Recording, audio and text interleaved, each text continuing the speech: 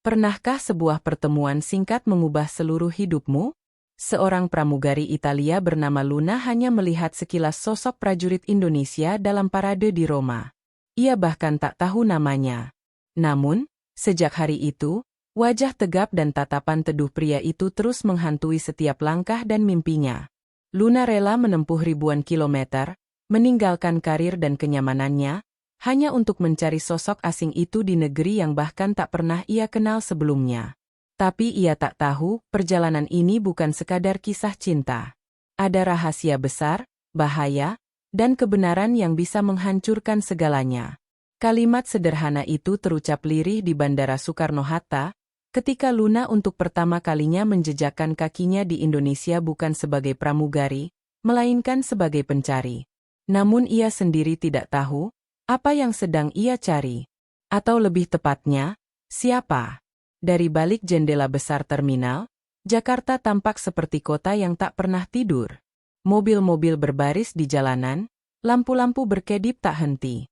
Hati Luna berdegup lebih cepat dari langkah kakinya. Di tangannya, foto lusuh seorang prajurit Indonesia masih ia genggam erat. Wajah itu, tegap, teduh, dan entah mengapa begitu sulit dilupakan. Pertemuan mereka di Roma hanya sekelebat, sebuah fragmen yang seharusnya tak berarti. Namun 2 minggu terakhir, tatapan pria itu menghantui setiap mimpi dan siang hari Luna. Ia, seorang pramugari maskapai ternama dengan karir cemerlang, mendadak merasa kosong. Dunia yang semula penuh warna tiba-tiba terasa hampa tanpa satu hal kecil. Kesempatan kedua untuk melihat pria itu. Hari-hari pertama di Jakarta berjalan berat. Luna mendatangi kantor panitia parade budaya, menelusuri forum daring, bahkan mencoba menanyakan ke kedutaan besar. Namun semua sia-sia, informasi personel TNI adalah rahasia negara. Hingga suatu sore, takdir menghadirkan Bima. Jurnalis lokal itu menatap lama pada foto yang Luna sodorkan. Aku rasa dia bukan orang Jakarta. Wajahnya khas, mungkin dari Sulawesi atau Maluku. Petunjuk kecil itu membuat Luna merasa menemukan cahaya di tengah lorong gelap. Malam itu juga, tanpa banyak pikir, ia membeli tiket ke Makassar. Perjalanan ke Sulawesi terasa berbeda. Kali ini, Luna bukan terbang sebagai pramugari yang menyajikan senyum untuk ratusan penumpang, melainkan sebagai penumpang gelisah yang hatinya terus berdebar. Makassar menyambut dengan langit kelabu dan angin asin laut. Luna memilih penginapan sederhana dekat pantai Losari. Malamnya, ia duduk di tepi pantai, memandangi riak ombak. Suara laut menenangkan, tapi hatinya tetap penuh tanya. Keesokan paginya, dengan bahasa Inggris terbata dan bantuan Google Translate, Luna memberanikan diri mendatangi markas TNI setempat. Para prajurit menatapnya dengan curiga ketika ia menunjukkan foto Daniel. Salah satu di antara mereka berbisik. Itu Daniel. Tapi, dia jarang sekali di sini. Kalau tidak salah, terakhir kali ditempatkan di Maluku untuk misi khusus. Luna hampir tak percaya telinganya. Nama itu nyata. Bukan hanya wajah di fotonya. Ada seseorang bernama Daniel, prajurit Indonesia, dan ia benar-benar ada. Malam itu, Luna tak bisa tidur. Ia duduk di ranjang kecil penginapan, menatap foto Daniel. Tangan kanannya bergetar. Matanya panas. Semua terasa seperti mimpi. Ia, seorang perempuan Italia yang seharusnya sibuk dengan penerbangan internasional, kini berada di sebuah kota asing di belahan dunia lain, hanya untuk mencari lelaki yang bahkan tak tahu namanya. Namun entah kenapa, hatinya tak mau berhenti. Ada sesuatu pada Daniel, bukan hanya wajah, bukan hanya seragam. Tapi tatapan itu. Tatapan yang membuat waktu berhenti. Pagi berikutnya, Luna bersiap menuju bandara untuk melanjutkan perjalanan ke Maluku, ketika suara ponselnya berdering. Nomor asing. Ia ragu, lalu mengangkat. Apakah benar saya bicara dengan Luna dari Italia? Suara pria di seberang terdengar berat, tegas, dengan logat khas.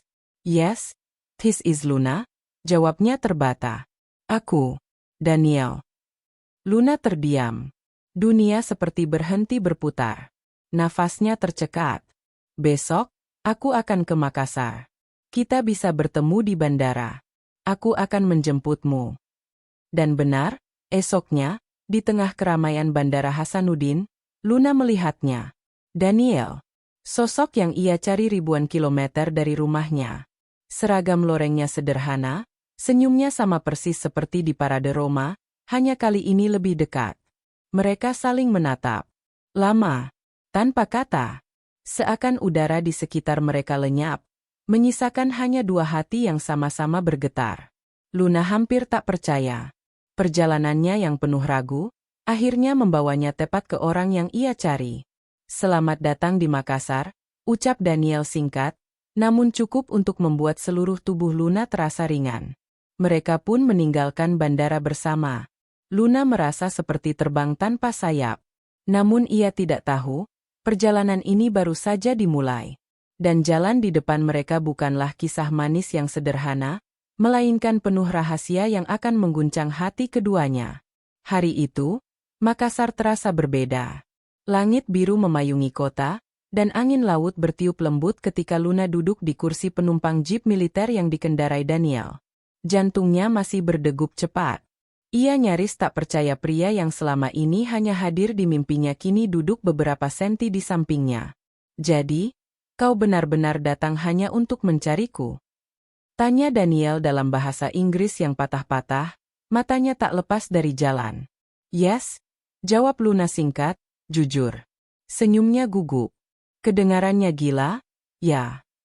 Daniel tidak langsung menjawab. Ia hanya tertawa kecil, lalu berkata pelan, aku tidak tahu harus bangga atau takut. Hari-hari berikutnya berjalan seperti mimpi. Daniel menunjukkan Makassar pada Luna, pantai Losari saat matahari tenggelam, benteng Rotterdam yang penuh sejarah, pasar tradisional yang hiruk-pikuk dengan aroma rempah dan ikan segar. Luna menikmati semuanya, bukan hanya karena tempat-tempat itu indah, tapi karena ia bersama Daniel. Malam-malam mereka penuh percakapan sederhana tentang hidup, keluarga, dan dunia yang terasa begitu berbeda namun ajaibnya bisa menyatu. Luna bercerita tentang kehidupannya sebagai pramugari, kota-kota yang ia singgahi, langit yang tak pernah berhenti ia kejar.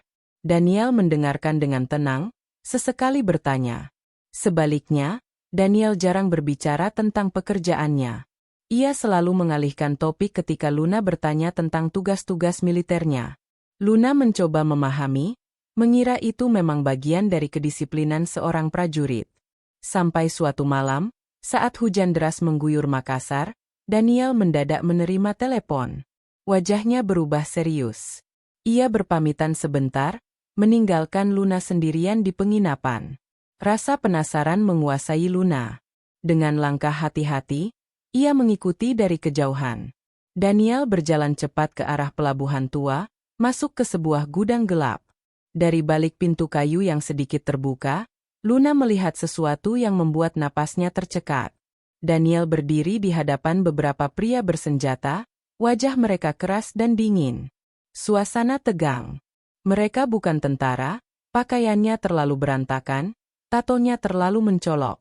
Aku sudah bilang, suara Daniel terdengar jelas, berat, selama aku di sini, tidak ada barang selundupan yang lewat.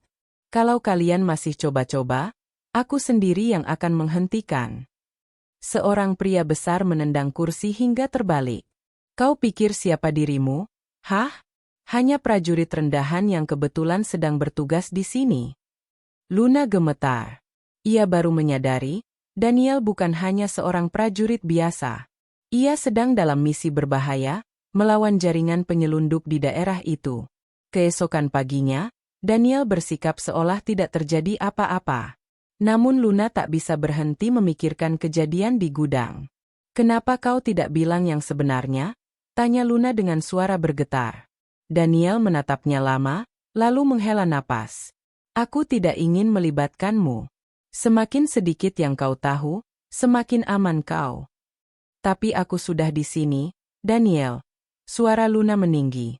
Aku meninggalkan pekerjaanku, hidupku, demi mencari seseorang yang bahkan hanya kutemui sekali. Kau pikir aku bisa mundur sekarang? Mata Daniel melembut. Itu sebabnya aku takut, Luna. Aku prajurit. Hidupku bukan hanya tentang parade dan senyum. Ada hal-hal gelap yang harus kuhadapi setiap hari. Aku tidak ingin kau terjebak di dalamnya. Luna terdiam. Hatinya perih, tapi sekaligus semakin yakin. Cintanya pada pria ini nyata, meski penuh risiko. Beberapa hari kemudian, ketegangan memuncak. Malam itu, suara tembakan menggema di pelabuhan. Daniel dan timnya bentrok dengan kelompok penyelundup yang marah karena jalur mereka ditutup. Luna, yang keras kepala, nekat menyusul meski dilarang. Dari kejauhan ia melihat Daniel bertarung habis-habisan. Peluru berdesing, teriakan pecah di udara. Saat salah satu pria mengarahkan senjata ke Daniel dari belakang, Luna berteriak tanpa sadar. Daniel menoleh, cukup untuk menghindar, tapi peluru tetap mengenai bahunya. Luna berlari ke arahnya, darah membasahi seragam loreng itu. Daniel, teriaknya panik. Dengan wajah pucat, Daniel tersenyum tipis. Kau gila? Kenapa kau di sini? Aku tidak akan pergi. Luna menahan tangannya, air mata bercucuran. Malam itu berakhir dengan kemenangan. Polisi lokal datang membantu, para penyelundup ditangkap. Namun Daniel harus dilarikan ke rumah sakit dengan luka cukup parah. Berhari-hari Luna menunggui di samping ranjangnya. Setiap detik terasa menegangkan. Hingga akhirnya, Daniel membuka mata, lemah tapi tersenyum. Luna, suaranya serak. Aku pikir aku tidak akan melihatmu lagi. Air mata Luna pecah. Ia menggenggam tangan Daniel erat-erat. Aku sudah memilih. Aku tidak peduli seberapa berbahayanya hidupmu. Aku hanya tahu satu hal, aku ingin hidup bersamamu. Beberapa bulan kemudian, Luna benar-benar meninggalkan pekerjaannya sebagai pramugari. Ia menetap di Indonesia, mendampingi Daniel yang masih dalam masa pemulihan. Hari-hari mereka sederhana, berbelanja di pasar, berjalan-jalan di tepi pantai, atau hanya duduk berdua menikmati kopi. Hidup tak lagi berkilau seperti langit internasional yang dulu Luna kejar, tapi justru terasa lebih nyata. Namun ada satu hal yang tidak pernah ia lupakan. Saat pertama kali melihat Daniel di parade Roma, ketika dunia berhenti sejenak, dan tatapan itu mengubah seluruh hidupnya. Luna sedang merapikan laci meja Daniel ketika menemukan sebuah map coklat bersegel. Di dalamnya ada laporan misi, foto-foto, dan paspor militer dengan identitas berbeda. Luna terdiam. Dunia kembali berputar dengan keras. Pria yang ia cintai, yang ia ikuti ribuan kilometer, ternyata bukan hanya menyembunyikan pekerjaannya, ia bahkan menyembunyikan nama aslinya. Tubuh Luna bergetar. Hatinya bingung antara marah atau hancur. Tapi sebelum ia sempat mengambil keputusan, suara pintu berderit. Daniel, atau Ardian, berdiri di sana, menatapnya dengan sorot mata yang sama seperti di parade Roma. Sekarang kau tahu, katanya pelan. Apakah kau masih memilihku?